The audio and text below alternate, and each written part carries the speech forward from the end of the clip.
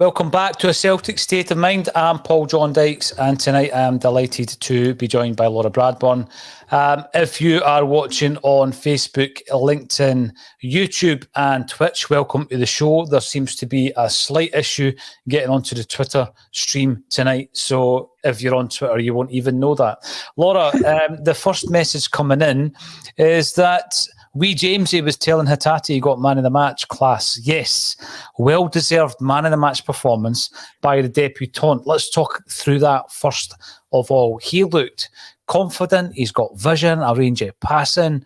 As we said at half-time, he fits Angie's system perfectly well, doesn't he? Yeah, I think one thing that we've missed a little bit of is, as good as McGregor's distribution is, as good as Turnbull's distribution is, we've missed somebody with that extra bit of class when it comes to passing that can really make use of the runs that some of the forward players are making, like Kyogo, like Abada, like Jota. And to have Hatate there with the range of passing that he appears to have, the ability to pick players out the way that he's got, I'm really excited for what it's going to look like when we're back to full strength up top, because I really think he can utilise that and make us very dangerous going forward.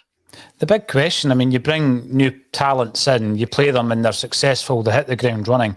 The big question then becomes, what's your strongest 11? And that's a brilliant dilemma. That's a great headache to have. Not a headache that Ange has enjoyed all that often since he came to Celtic. At half-time, we had to curb our enthusiasm a wee bit, Laura. We realised that it's easy to get carried away, particularly after the first half that we had watched and enjoyed. A little bit less tempo, a little bit more low-key in the second half, wasn't it? Yeah, I think it was one of those cases where, I think you said before we came on air, job done, and it's one of those situations where I would love for us to have gone out in that second half and beaten them 4 or 5-0 and really driven home how dominant we were, but at the end of the day, I'll take a kind of comfortable second half where we just close out the game and get the job done over, constantly going for it and going for the 5 or 6 when it's not necessary. We've seen before Christmas how easily we can injure players and how fragile they are in that sense at the moment. So I think taking the more cautious approach in this game and making sure we've got a full clean bill of health coming off the pitch at full time was probably the right option. Well, after a short break since Boxing Day, we get back into the stadiums. It's our first game back after the winter break. And we get the game before our challengers, before Rangers play Aberdeen tomorrow night. How important is it psychologically, Laura, that we've got the points in the bag? Do you think that there is any chance? We're sitting 3 points behind at the moment. Is there any chance of Aberdeen doing us a favour tomorrow night? Well, I don't know how much chance there is of them doing that, because I don't think they've had the best of seasons, but the least we can do as the team who are in second place is keep the pressure on Rangers, keep them needing to win their games, especially if we play first. We get the chance to put our points on the board, and then it's up to them to try and keep ahead of us and keep the pressure off of themselves. So regardless of whether Aberdeen can do us a favour tomorrow night or not, I think we've done our job tonight by getting the points on the board and making sure that, even going into tomorrow night, that's hopefully something that's playing on Rangers players' minds for their match. The big thing last season, Laura, one of the biggest disappointments was the fact that we didn't put pressure. We didn't put pressure on Rangers. At no point did they have to be in that mind space where someone was breathing down their neck. They didn't have that issue with, the crowd being on top of them as well last season. And I just think it would be an interesting proposition to see the Celtic side putting Rangers under a little bit of pressure and how they're going to react. And that obviously is what we've done tonight by getting the 3 point. Yes, it's all about Celtic, of course it is, but you then have one eye on tomorrow night's fixtures. Rip-roaring, free-scoring, Clashman numpty. Yes, you're absolutely correct. It certainly is that. And we'll have a look at Jack Sporran and see what Jack's saying. Tonight's performance puts down a statement of intent in Ange we trust. Well, I said at the beginning of the game, I'd have played Ralston at right back and Forrest at right wing. But then I said I trust Ange. So I totally agree with you, Jock. He knows a lot better than I do. Rambo, JP73, how were the new boys? Well, we've spoken about Hatate. We'll start off with Hatate and we'll work through the other two because we did get a look at all three of the new Japanese recruits, Laura. Hatate, I think it's an interesting one because I was quite happy previously with the midfield three of McGregor, Turnbull, and Rogic. Again, not getting too carried away with that as it's only one performance we've seen of Hatate, but he certainly looks like a first pick based on that one game. I think what he brings to the team, if you're looking at him as a kind of direct replacement for David Turnbull, is he ups the intensity of the way that we play, the pace we play at. Not necessarily that he's a particularly pacey player by the looks of it, but just the way that he spreads the ball about and is always looking for a pass means that he ups the tempo of the play. And I think that that's something that Ange quite clearly wants throughout all aspects of his team from the front to the back. You even go back as far as the goalkeeper. Joe Hart's constantly running, looking for an extra ball as soon as the ball goes out of play. So from the back to the front, intensity is the name of the game as far as Ange is concerned, and Hatate certainly brings that in spades to an area of the park where it's vital that it's there for us going forward. Well, the question was asked, how were the new boys? And the commenters have come in with their comments.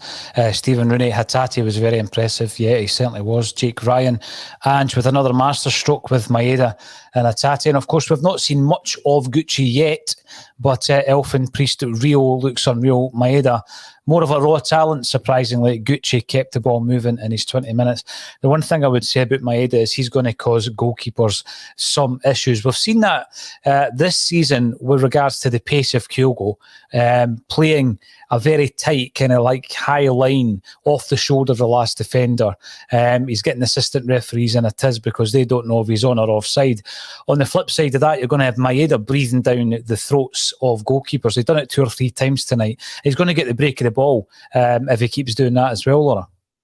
Yeah, I think Maeda's game is slightly different to Kyogo's in that I think he looks to me like he's an out-and-out finisher. He looks like he's sniffing about the 6-yard box looking for chances, and it's just a case of us trying to put those chances on a plate for him. Certainly that was the impression I got from anything that I managed to see of him online once we signed him, and my attitude to that hasn't changed tonight. We just need to make sure we make those opportunities for him. And what it does as well is it kind of gives us, again, we talked about it before with the strength of the bench we had tonight, but it gives us a different option. What we don't always want is a straight up replacement for any player that we've got. We want players who have a slightly different way of playing, players that give us something different if something isn't working. We have seen a couple of times on occasion whatever Kyogo's trying isn't working in particular games, and to have Maeda there who's going to offer something slightly different, a bit more of a poacher you might say, then I would say that's definitely a good option to have. Yeah, I mean, one of the notes I put in here is that it's the composure of Hatate that I was very impressed with as well. Laura, I mean, when you look at Gucci, he's got experience of playing or being with a British club. He's got experience of playing in Europe with a couple of other clubs. And I expected Gucci to be that second pick. We know all about the relationship between Maeda and Ange Postecoglou. Of course, he played under Postecoglou with his previous club. And by all accounts, he would have been the top of the shopping list, although he went and got Kyogo, which by the looks of things wasn't a bad second choice. But I did expect the kind of second player to be Gucci, followed by Hatate. But on that performance tonight, Hatate will be looking for a first-team jersey. There is a suggestion by Jake that Turnbull won't get back in the team. Hatate was exceptional. I always go from the for the guy who's got the jersey keeps it, Laura. If you're in possession of that, then it's down to the Turnbull in this case to win it back. Is that the way that you think Ange is going to play this? Well, I think if Hatate keeps putting in the performances that he did in the first half tonight, then he almost makes himself undroppable. You can't just give a a shirt back to somebody when they come back from injury just because they've been there before. If somebody's come in their place and is putting in the performances that merit them staying in the team, then they have to stay in the team. The one thing that I would say is it's going to be no bad option if you've got Hatate and Turnbull to choose between for the number of games we've got towards the end of the season going forward. Choice is something that we've been crying out for, and squad depth is something we've been crying out for. So regardless of whether it's Turnbull or Hatate who makes the majority of appearances for the second half of the season, the fact that we've got both of them and can choose between them is something that's going to benefit the entire team. Yeah, David Boyle comes in. He's talking about the strength and depth as well, Laura. I can't remember us having such a great bench. Kyogo and Julian still to come in. And let's not forget, there is still time to make additions. And I know that Ange has suggested that the business will be done, but he did say that with a caveat, which was depending on if anyone leaves. And the 4 players I identified at the beginning of the game was Ayeti, Bakas, Bolingoli and Sorrell. And you look at that list of 4 players, and if you are able to offload those 4 players, the wages involved, any transfer fees that you're able to get, should the moves be made permanent, then you would guess that there are 1 or 2 others that Ange has his eyes on. We know what happened with Riley McGree. I wasn't massively disappointed because he was one of the players whose name came out of nowhere almost, Laura, and we had to go and find out a wee bit more about him. That's fine. He decided to go to Middlesbrough. They had a dig at us on Twitter, but you know what? We're used to that, Laura, right? But if we get rid of those 4 players, there might even be another couple of additions. And the point I'm making is Ayeti, Bakas, Bolly and Sorrell are nowhere near that bench. If you get rid of the 4 and bring in 2 who actually are considered first-team players, again, that's going to give you more strength. Yeah, it's one of these things. We can't really afford passengers even at the best of times, and I think certainly the 4 that you've mentioned are passengers. They're not going to come in and strengthen the team or better the team in any way. So like you say, even if we reduce our numbers slightly by getting rid of the 4 of them and bringing in 2 players who we actually want to be in the team, then I would say that's got to be an option worth considering. I think people misconstrued Ange's words as far as the transfers were concerned. It came across to me like the Riley McGree situation was an opportunity that arose that he wanted to explore, but he obviously wasn't too gutted it didn't come off. But I didn't take from what he said that there would be absolutely no more signings. I just took that certainly the priority is going to be on getting players out the door, but if anything arises that might be worth pursuing in terms of bringing somebody in, then it's something that will get looked at. I don't think the door is closed to any more players coming in, but Ange doesn't strike me either as the type of person who's going to make signings for the sake of it. No, you're right. I mean, you've got guys there who have gone out on loan so far that we're aware of, and Henderson and Shaw and potentially Montgomery. There's also been chat of Urhoghide going out on loan now. I know, they're nowhere near being first picks, Laura, but they're part of the first team squad. They've all played first team football this season. So there's 4 out the door potentially. And if you lose any more of these guys that we've mentioned, then I'm pretty sure that changes the whole landscape of what Ange was saying the other day in his press conference. Now, yes, another clean sheet. That's important to point out, Aldo, particularly after the first 3 minutes where we almost conceded a goal. But what about the chest control from Joe Hart? That was just a touch of class as well. He didn't have that much to do, but the point was made when he was called into action, Laura. He was solid at the back again.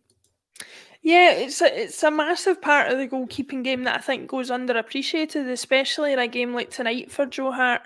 That so much of that game he wasn't involved in, so much of that game was passing him by, and it would be very easy, you could imagine, for him to kind of like be caught not so much daydreaming, but certainly not paying as much attention to the game as he could be, and slightly letting his mind wander. And the fact that he seems to be so on top of being aware of what's going on and being ready when required is great. And I think that's actually, it's a problem that a lot of defenders, I think, experience at Celtic, and a lot of goalkeepers. It's a big problem I think Shane Duffy had last season. Shane Duffy was the kind of defender who I think fares well in a team where they're constantly under attack and he's just battering balls away time after time after time. But if they're being asked to play play ball a little bit more and concentrate a little bit more and not be under constant pressure, that can actually sometimes be a bit harder for defensive players because they have to concentrate that bit more. So Joe Hart having that ability and having that skill is something that will only benefit us. Yeah, you mentioned Duffy, and you're right. I mean, he was probably used to being under a bit of pressure throughout a game. And then he comes up here and there's passages you play where you've just got to keep your focus and your concentration. One player who did that tonight, I felt, was Carl Starfelt. We spoke about him before the game. He's basically in a fight now. When you think about it, he's got, Stephen Welsh, a player who the club were keen to keep despite interest from Udinese, and also Julien coming back after 13 or 14 months out. By the way, glad to see Abada getting up after his collision with the post as well. What was your thoughts on Starfelt's performance tonight, Laura?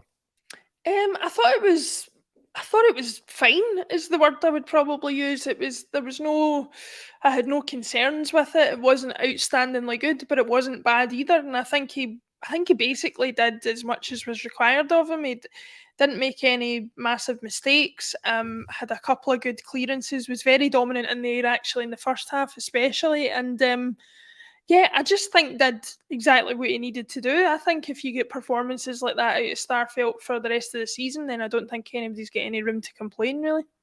No, and obviously we'll get on to Jota because he made a return as well. But the other loanee, which often isn't spoken enough about, I think, is Cameron Carter-Vickers, because what he brings to that backline is a calmness, Laura, that, I think it rubs off on the likes of Starfelt. Obviously, they've got a safe pair of hands behind them. But Carter-Vickers, for me, is as important in terms of making the deal permanent as Jota. I know that he doesn't have the entertainment value. He's not as much of a fan's favourite, but I think that just comes down to the fact that, the attacking players are the ones who seem to get more attention. It's always an attacking player that wins the Ballon d'Or, for example. But at the back, I think it's as important to get Carter-Vickers on a permanent deal. Yeah, I mean, you can't have the attacking football that we have and the excitement going forward that we have without a solid base to build on. We've talked about Joe Hart, but Carter-Vickers is every bit as important to that. I think we have to pay as much as we're able to pay and try and push the boat out to get him, because he really is I can't actually think of a player apart from McGregor that is quicker to go on the team sheet than Carter-Vickers. He's just such a staple part of the side now and such a reliable part of the side that I can't even think of a time, certainly in the past 2 or 3 months, where there's ever been an occasion where you've even said, that was a rash tackle, or he was caught out of position there, or he was caught on the turn or anything. He just seems to be where he needs to be at all times, and is just a consummate defender, which is again something that we were lacking so sorely last season and maybe even the season before. It's almost a luxury to have a player like that, and something that I don't think Celtic supporters take for granted. The big thing, again, looking at loanees, Laura, we've had good and bad. We've had some failures. We've had some successes. But when I look at some of the guys who have left the club and have become journeymen, and I'm looking at players like Filip Benkovic, John Guidetti, Paddy Roberts, all these types of players who leave Celtic after a loan spell, but they never quite find the perfect fit. And as good as he's going to be for us, Cameron Carter-Vickers, I also look at him, I look at his age, the fact that, his parent club is Spurs and always has been in senior football, but we're his 7th club on loan. And there must come a time, Laura, where a player needs a club that he finds that fit, he finds it, at home, he's at home at the club, but also it matches his ambition, so he can play European football. He can continue with his international recognition and his aspirations with the USA. So I think that it works both ways for a player like Carter-Vickers. I would hate to see him going the same way as the likes of Guidetti and Roberts and Benkovic. I think the problem with the players that you've mentioned is they sometimes, I think, get ideas in their head off the back of a good spell with Celtic and forget the history that they had before that brought them to Celtic, that perhaps they couldn't reach it at the levels that they wanted to. And they get ideas slightly above their station and leave thinking that they're their progress is going to continue once they leave Celtic. Hopefully with Carter Vickers, what you're seeing there is somebody that goes, right, I've been at Spurs long enough. The chance would have come if it hasn't come already. Celtic's been a good platform for me. They're offering me everything that I want in terms of exposure in football and things like that. And for him as well, maybe a chance to sign permanently for us, get a first team starting berth and get a settled place at a football club. I think part of the problem with being one of these journeymen is you never feel entirely settled anywhere or fully part of the setup. And I think there's a lot to be valued in that. And hopefully Carter Vickers can see that. We can match what his financial ambitions are as well as his playing ambitions and keep him at the club, even if it's for a few years until he gets a permanent move elsewhere. But I think that we've shown him enough as far as the club's concerned to hopefully convince him to stay. And certainly he's a player that I would want to stay if we can keep him. I do think it's different, obviously, in the modern game as it had been previously. And we did speak about some of the players that we're getting the longevity out of, which is actually unusual these days, Laura. But, you look at a player, there's been moves afoot in Scottish football today. For example, you've got Tony Watt, and Tony Watt, ex-Celt, famous, always will be for that goal against Barcelona. But you look at the plethora, to use that famous word again, of clubs that he's been at. And it seemed as though he had found a perfect fit with Motherwell, yet he has moved once again, and this time he's ended up at Dundee United as well. And I just think that sometimes it's best to find a home where you can maybe even stay there for about 3 years. I don't expect in the modern age for players to stay any longer than that. I really don't, particularly when you buy them in. But moving every year to different countries and every club, different clubs, Laura, I mean, it must be really unsettling. I mean, these guys are not robots, and they've got families and obviously their environments and their home and teammates, and changing to a different team every other year. So for me, Cameron Carter-Vickers has to be a permanent signing. Now, there's been a few birthdays coming in on the comments section. You could tell me it's your birthday and I wouldn't even know it. But Marky Mark 67, it is your birthday today. Nice present.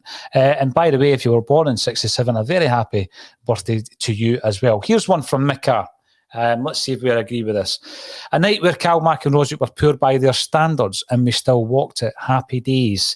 I don't know about McGregor. I know he wasn't as involved in a lot of the play as we might expect.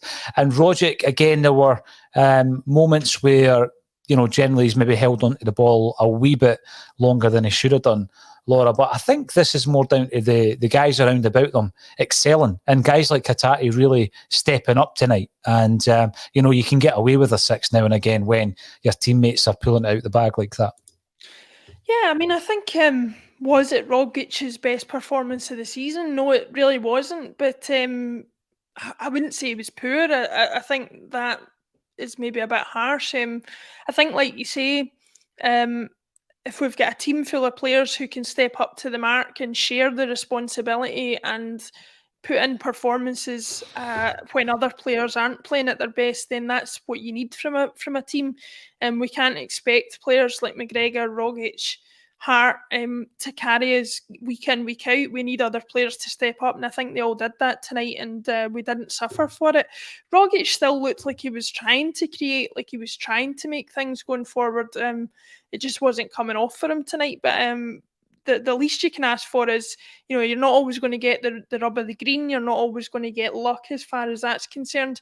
The least you can ask for in these situations is that players are at least trying their best, and I don't think anybody can doubt that from Rogic tonight. No, you're absolutely right. Now, when I'm looking at some of the comments coming through, Ewan's feeling good about that win. He thinks it's coming home. We shall see. I know that when it comes down to that question with Ange Postecoglou, he doesn't really enter into the discussion. He just continually talks about the development of the side and trying to stick to the principles that he's implementing at Celtic.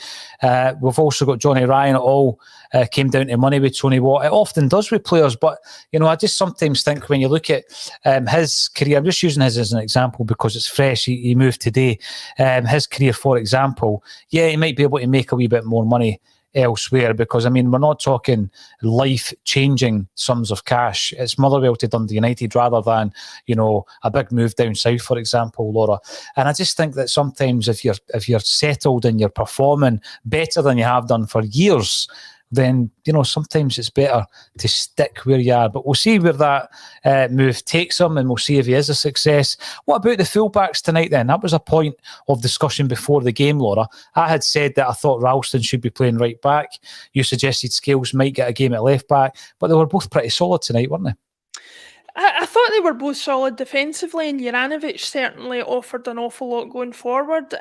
For me, Taylor is probably the only player I would say I had question marks over tonight. I think he was shown for being slightly a level below most of the other players in the team, certainly in an attacking sense. I can remember a couple of moves that we had breaking down when it got to Taylor. So I certainly think attacking-wise, he wasn't up to the standard of Juranovic over on the other side, but defensively he put in a great shift. Martin Boyle again didn't have much joy, same as in the cup final. So from that point of view, he's certainly done a job for us. And I think, like we said before the match, I think that'll have been in Ange's head when he was making that selection.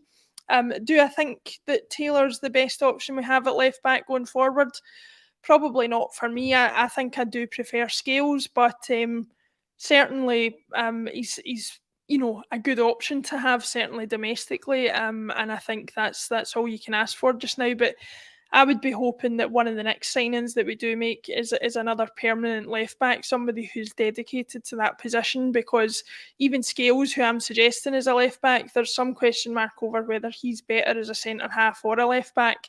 And the idea that we could get a left-sided version of Juranovic would be the ideal. I know you can't just pick players like that out of nowhere, but it would certainly be my preferred option going forward.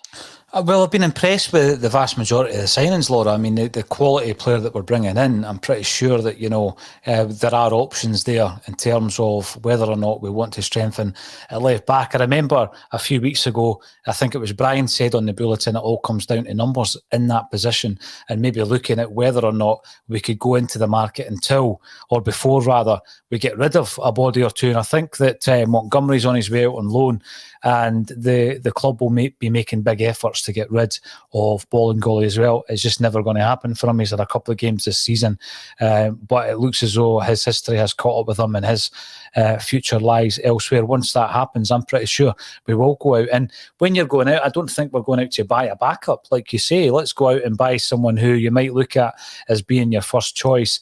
A couple of the subs that came on tonight, as well as the Japanese signings who we've already discussed, Jota and Giakoumakis. Let's start off with Jota. So he comes back in, didn't have much time to really get involved in the game. His headband has been commented on because obviously we all love his hair. But when he is fully fit, who's playing down the flanks? I mean, we've now got, once again, we've got options. I think he's a first pick down the left. If that's the case, who do you play down the right? I think for me, the first pick down the right is a fully fit James Forrest. I don't think it even comes close between him and Abada, to be absolutely honest. But having said that, I thought Abada put in a decent shift tonight up front. I thought he tried to have an impact in the game. He tried to make a difference, and came close on a couple of occasions to making decent chances. But for me, Forrest is still streets ahead. It's going to probably need to be a toss-up between the two for a period of time until Forrest really gets that match sharpness back that he's been looking for all season. But if you're asking me about between a fully match sharp James Forrest and Abada, it's no contest, and it's Forrest for me. Pat, I can assure you I would never time you out for mentioning that beautiful installation on the top of Jota's head. Absolutely not. I don't know what's happened there, but you're still in the game. The other substitution, of course, was Giakoumakis. And again, he's had a bit of stick, I guess. We know what happened against Livingston. But prior to that game, and in particular in the European performances that I've seen, Laura, I was impressed with him holding the ball up. He's definitely got a bit of upper body strength. And I've seen that again tonight when he came on. Yeah, I mean, I think the thing I would say about him when I watched the period of time that he was on tonight was he was a perfect option to come off the bench tonight to kind of see out the game, to keep the ball up in their half, to keep it away from our defence. I think what's disappointing me is I was expecting a different player to come in based on the scoring form that he had last season, more of a goal scorer. Now, it might be that he needs a few more games from the start, or to come on at a time where we're pushing for a goal more for us to see that difference. But the fact that he's got both sides to the game, hopefully the goal scoring will come, but also that physical side of a kind of Chris Sutton type way where he can hold the ball up in the final third is going to be of benefit for us, especially in games like tonight where we're trying to see it out. And before anybody mentions, I am not saying he is the next Chris Sutton. That's what I heard, Laura. The big thing for me is there are different types of players that offer you different options, and there are going to be times as spectacular a performance as we've seen from Maeda or Kyogo. There's going to be times where it's just not working for them, and you need a different approach. And I think what we've got with Giakoumakis is someone who's a completely different style of player, Laura. And it's options like that I felt we really lacked last season, particularly up top. We really didn't have the options up top, and we didn't have the variety of players to cause any kind of problems. We're too predictable. And I think if you throw on a player like Giakoumakis, a completely different player, if a centre-half's having a good game and he's quite comfortable regarding, who he's marking, be that Kyogo or Maeda, and you throw in Giakoumakis, completely different thing to deal with. So I think that is going to work in our favour as well. And yeah, I've got to agree with this. Jamesy is a living legend. Someone else also comes in to remind us that we are playing Alloa in the Cup at the weekend. It's an away tie. Let's look ahead very quickly to that. And the kind of changes that you make, I'm always loathed to make big changes in a game like that. I remember Greenock Morton at home, where we played a team that was just chucked together, and they went and beat us in the Cup, in the League Cup, in Neil Lennon's first tenure as manager. I think you play the strongest possible team you can, even if it's against Alloa at the weekend, Laura. Yeah, I think apart from anything else, we're just coming back from a break. The players will need to get up to match sharpness and match fitness, because it's very easy to lose that. And over the past few weeks, I'd not be surprised if they have lost it to some extent. I would love to see us play, if not exactly the same team tonight, certainly as strong a team, if we can get some of the other players to come back in who didn't feature tonight. Maybe even a chance for somebody like Giakoumakis to start and see if he can bag a couple of goals just to get his confidence up. But yeah, for the main spine of the team, I would say consistency is the key. And there's that old adage in football that winning's a habit, and that doesn't matter whether you're playing in the Champions League or whether you're playing in the Scottish Cup. It's the same. So I would be doing the utmost to try and keep the team as consistent as possible for fitness and for that kind of winning habit reason as well. No, I do agree with that. It was an enjoyable night tonight. Yeah, first half was tremendous. Second half, I don't think we took the foot off the gas. I actually think you've also got to look at the opposition and the way that Maloney shaped up in the second half, and it was a much more difficult game to play. But we came away with the 3 points. We will see what happens tomorrow night at Pittodrie. We've been sitting on about 1,500 live, which is unbelievable when you think about it. Listening to us talking about that game. Thanks everybody for getting involved. We really do appreciate all your involvement, all your comments, and all your support. And all that's left for me to say once again, Laura Bradburn, thanks for joining me on A Celtic State of Mind. Thank you.